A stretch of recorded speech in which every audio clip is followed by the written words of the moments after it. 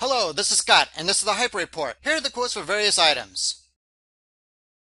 First, Ponzi scheme on deathbed. According to Gerald Celente, if Germany is weak, so is the rest of the Eurozone. If Germany is weak, that means China is weak because they are not importing products from Germany or other European countries. The other problem facing the world is the fact that interest rates are going to have to go higher, and that means national debts will become unsustainable. In short, central planners can't keep the Ponzi scheme going, thus, after preparing, keep stacking physical.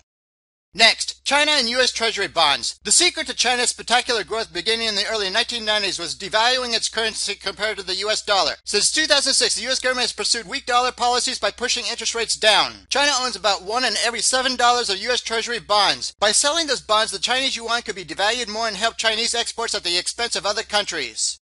Next, Ebola question. We are told that the Ebola virus is spread by close contact with bodily fluids of the infected person. So, how is it possible that more than 170 health workers have been infected by the Ebola virus? If it is spreading so easily among those who take extra precautions, just imagine as it has gone from patient zero to a pandemic in just 7 months. What is more interesting is that a criminal drug company with a felony record will manufacture and rush an Ebola vaccine to the market with near zero safety testing.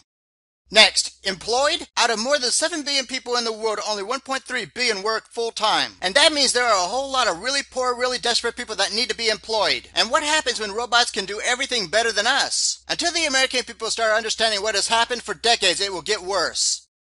Next, Swiss gold exports. Over 40% of the gold leaving Switzerland is reportedly landing not in Russia, China, or even Germany. Instead, it has gone to India. Though India was recently replaced by China as the world's largest consumer of gold, it is still a major consumer of bullion. India's financial savings have been falling relative to its GDP, even as gold imports were steadily rising.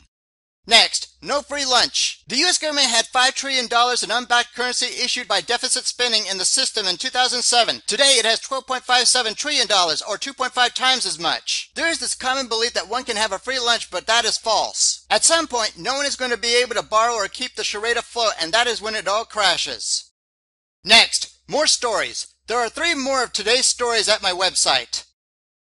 Finally, please prepare now for the escalating economic and social unrest. Good day.